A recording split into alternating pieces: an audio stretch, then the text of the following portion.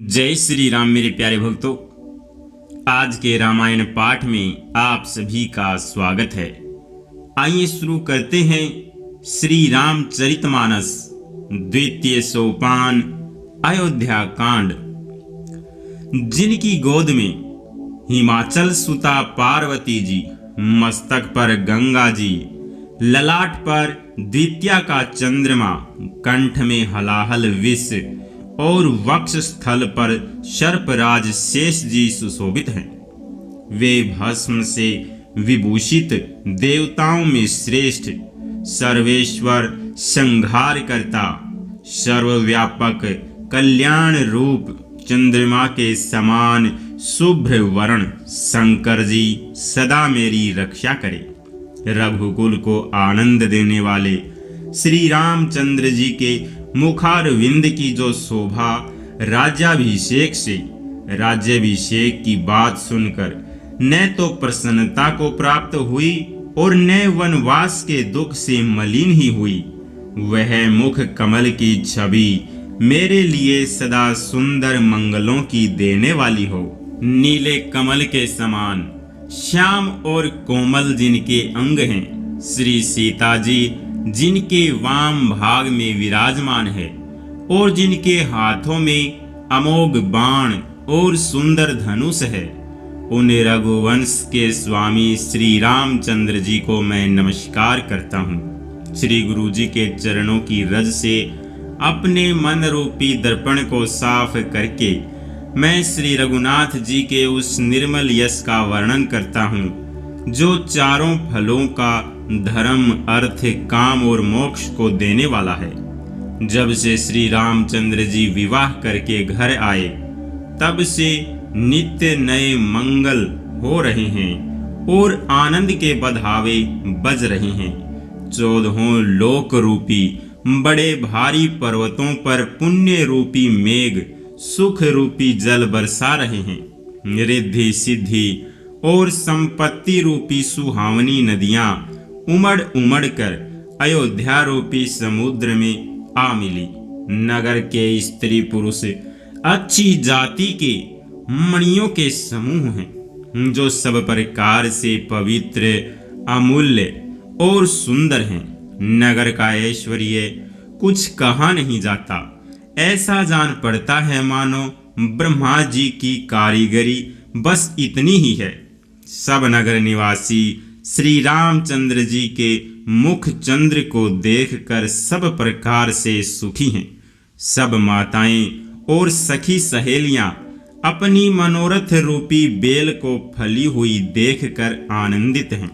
श्री रामचंद्र जी के रूप, गुण, शील और स्वभाव को देख सुनकर राजा दशरथ जी बहुत ही आनंदित होते हैं।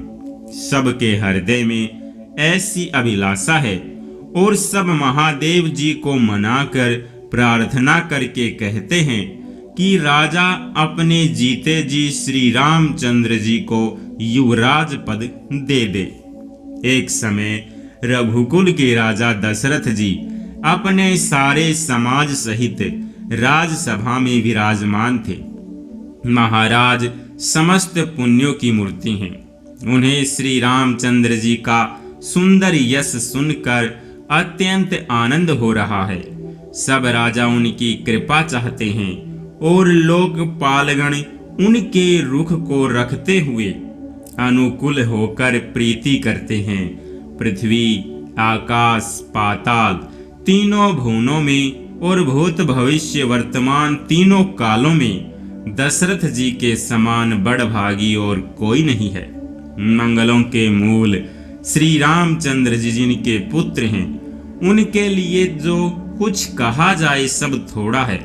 राजा ने स्वाभाविक ही हाथ में दर्पण ले लिया और उसमें अपना मुंह देखकर मुकुट को सीधा किया। देखा कि कानों के पास बाल सफेद हो गए हैं, मानो बुढ़ापा ऐसा उपदेश कर रहा है कि हे राजन, श्री रामचंद्र जी को युवराज पद देकर अपने जीवन और जन्म का लाभ क्यों नहीं लेते।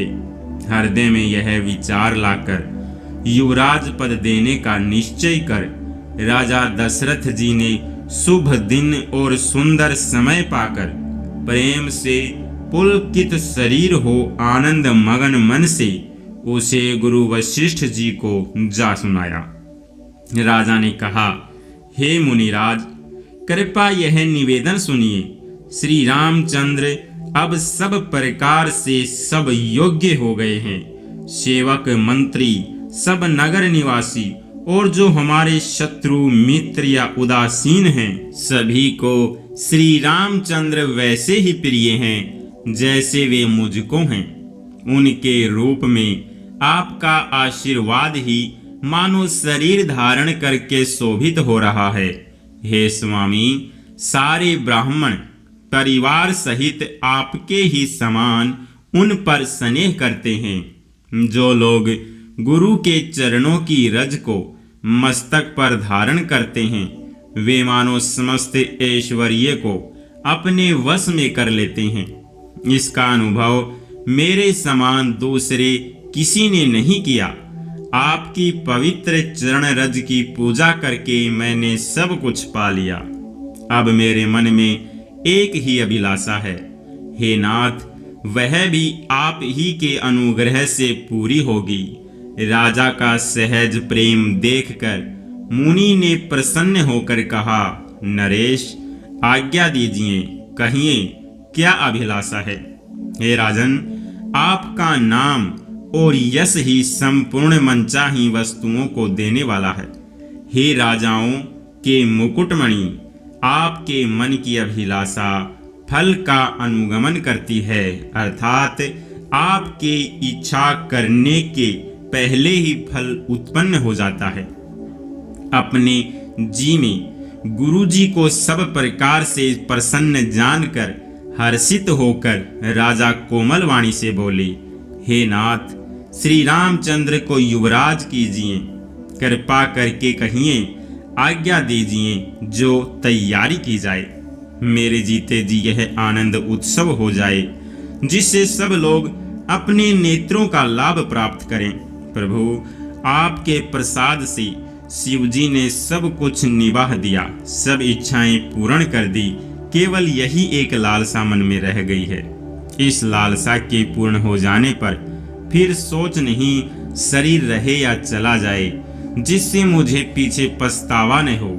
दशरथ जी के मंगल और आनंद के मूल सुंदर वचन सुनकर मुनि मन में बहुत प्रसन्न हुए।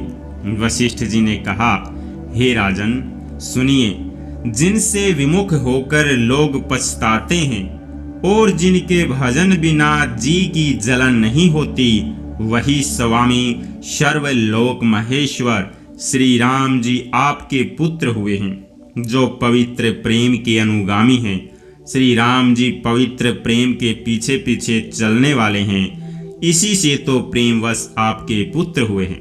हे राजन, अब देर न कीजिए, शीघ्र सब सामान सजाइए।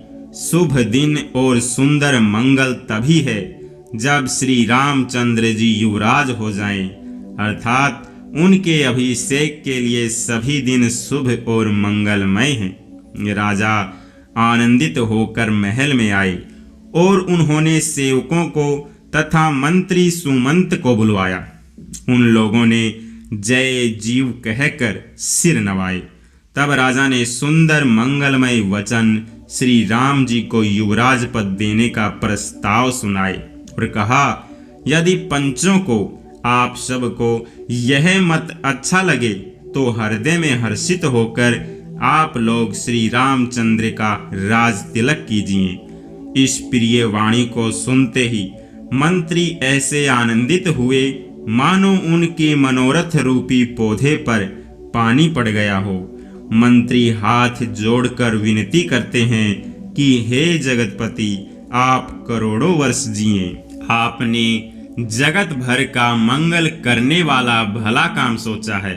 हे नाथ, शीघ्रता कीजिए, देर न लगाइए। मंत्रियों की सुंदर वाणी सुनकर राजा को ऐसा आनंद हुआ मानो बढ़ती हुई बेल सुंदर डाली का सहारा पा गई हो।